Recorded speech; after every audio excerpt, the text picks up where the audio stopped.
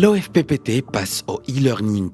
Pour assurer la continuité de ses formations, l'Office a mis en place des supports de formation à distance permettant aux apprenants de poursuivre leur formation sous la supervision de leur encadrant. Une initiative rendue possible grâce à des classes virtuelles et via la technique visioconférence. Ainsi, plus de 900 000 heures de formation ont été dispensées. Un dispositif concernant toutes les filières et tous les niveaux de formation. Des contenus de formation spécifiques ont été créés et seront maintenus même après la fin de la pandémie. Et l'ingénierie des filières, elle, prendra désormais en compte la partie e-learning. Celle-ci a été concrétisée grâce à l'expertise interne de l'OFPPT et le recours à l'expertise externe nationale et internationale. Pour l'heure, plus de 3200 contenus de formation ont ainsi été réalisés à travers 26 plateformes de formation, ce qui permet à l'OFPPT de continuer à dispenser ses cycles de formation sans interruption et à la grande satisfaction des étudiants. Et notre deuxième invitée par Skype depuis Casablanca, Souad Lozi, directrice de la formation au sein de l'OFPPT. Bonsoir Madame Lozi.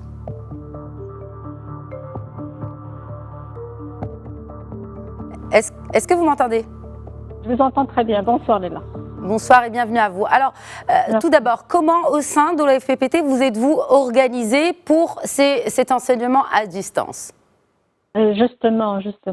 Face à cette pandémie et en vue justement de s'aligner aux orientations, aux mesures prises par le gouvernement pour anticiper la propagation de cette pandémie au sein de nos stagiaires et au sein de notre personnel, la formation a été arrêtée au sein de l'établissement et on a été contraint de passer à une nouvelle version de formation via l'Internet, via des outils appropriés. Nous avons mis en place justement des classes virtuelles pour assurer la continuité pédagogique, pour permettre à nos stagiaires de suivre leurs cours de formation selon des emplois du temps arrêtés par leur établissement et encadrés par leurs propres formateurs. Là, justement, l'OFPPT s'est organisé de façon à dupliquer la formation en présentiel en formation virtuelle. C'est-à-dire le stagiaire, il continue sa formation avec son propre formateur, avec un emploi du temps qu'il reçoit et qu'il doit suivre avec son établissement. Quels sont les moyens de... Pardon. Allez, oui. Quels sont les moyens de transmission que vous avez privilégiés justement? On a commencé, comme ça a été présenté au niveau de reportage, par des classes virtuelles, c'est-à-dire via des visioconférences, où le formateur est en interaction directe avec son groupe de stagiaires. Et vu quelques difficultés, parce qu'on assure un suivi régulier des résultats et de bilan de cette nouvelle expérience qu'on est en train de s'adapter au fur et à mesure, et on s'est élargi vers d'autres outils qui permettent une meilleure accessibilité pour assurer une meilleure couverture, ce qui nous a permis d'améliorer nos performances en termes de présence et en termes de réalisation d'heures de formation. Comment on peut parler d'apprentissage à distance pour des métiers parfois manuels ou des formations manuelles? Tout à fait. Donc, la formation professionnelle, elle est répartie en plusieurs niveaux. Il y a les techniciens spécialisés, les techniciens, les qualifs et les spécialisations. Et effectivement, le rythme de mise en ligne des différents contenus, il varie selon les spécificités de chaque filière. Et effectivement, on a commencé, parce qu'il y avait une réactivité importante pour mettre en ligne toutes les formations qui peuvent être mises en ligne dans l'immédiat.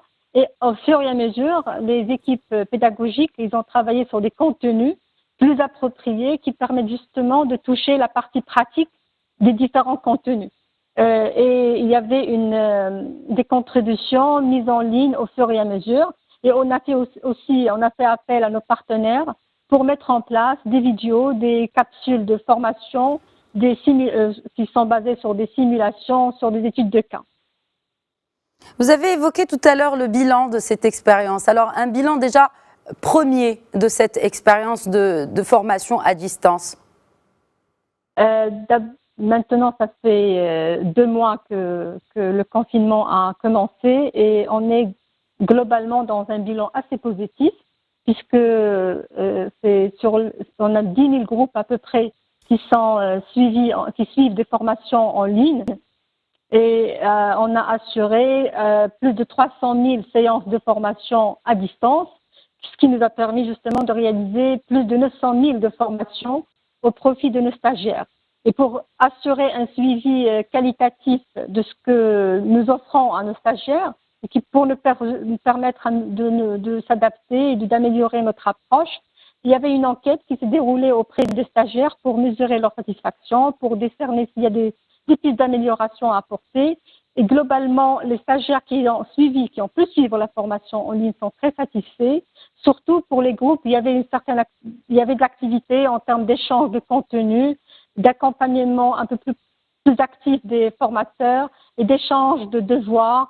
Les stagiaires ont été très, très satisfaits. Ceci dit, on n'a pas touché l'ensemble et on continue à améliorer notre couverture pour toucher l'ensemble des stagiaires. Et puisqu'on parle évaluation, qu'en est-il des examens ?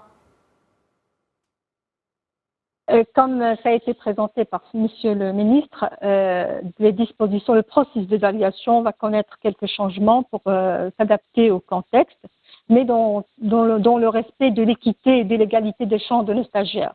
Donc, ce qui a été décidé pour la formation professionnelle, c'est que pour la première année, la réussite des stagiaires va se baser sur les résultats des contrôles continus, sur les résultats des EFM et les conseils de classe. Et les résultats des contrôles continus des EFM concerneront les modules qui ont été assurés avant le confinement. Donc, il est très important de le souligner et de souligner aussi que la décision de réussite, il incombe justement à ce conseil de classe qui est le mieux placé pour connaître les stagiaires et leur potentiel, pour avoir une grande marge de décision par rapport à leur réussite. Sachant que les stagiaires qui vont être admis en deuxième année, il y aura un programme de formation qui sera renforcé pour leur permettre d'acquérir les compétences prioritaires qui n'ont pas été justement enseignées en première année vu le confinement. Quels sont le process et les procédures à suivre pour justement la prochaine rentrée? On parle déjà de septembre. Avant de parler de la prochaine rentrée, j'aimerais juste faire la différence parce qu'on a parlé de la première année. Pour les niveaux qui seront concernés par les diplômes, c'est aussi important et on attend de l'information, c'est que pour ces niveaux-là, ils auront des examens en septembre pour tout ce qui est niveau technicien spécialisé, technicien et qualification. Et pour le niveau spécialisation et qualification optimisée, leurs examens vont se dérouler en novembre pour leur permettre d'assurer les rattrapages nécessaires. Vu, comme vous avez parlé tout à l'heure, des niveaux S et qualif optimisés avec une bonne dose de pratique et qu'il faut se rattraper sur ce côté-là. Pour les TS, les techniciens et les qualifications, il y aura un programme de révision qui sera lancé avec les formateurs qui se sont mobilisés depuis le début pour assurer cette formation en ligne. Ils sont auprès de leurs stagiaires pour permettre l'acquisition des compétences et leur permettre d'avoir le profil adéquat en fin de parcours. Il y a même la possibilité d'organiser au besoin, et si c'est nécessaire, des séances de révision en présentiel quand c'est vraiment nécessaire. Et pour répondre à votre question en termes de rentrée, vu que septembre, il y aura toute la partie évaluation, la rentrée sera décalée pour octobre, ce qui va nous laisser le temps aussi de permettre aux jeunes qui se sont inscrits en ligne, parce que ça fait maintenant depuis le 8 mai, l'inscription elle est ouverte en ligne pour tous les niveaux. Ce qui est nouveau pour cette année, on s'est adapté de façon à permettre aussi pour les niveaux spécialisation et qualification de s'inscrire en ligne. Donc tous les niveaux sont concernés par l'inscription en ligne. Déjà maintenant, on est à 29% en termes d'inscription. Il y a plus de 40 000 candidats qui se sont inscrits en ligne. Donc on va continuer l'inscription en ligne tout au long du confinement.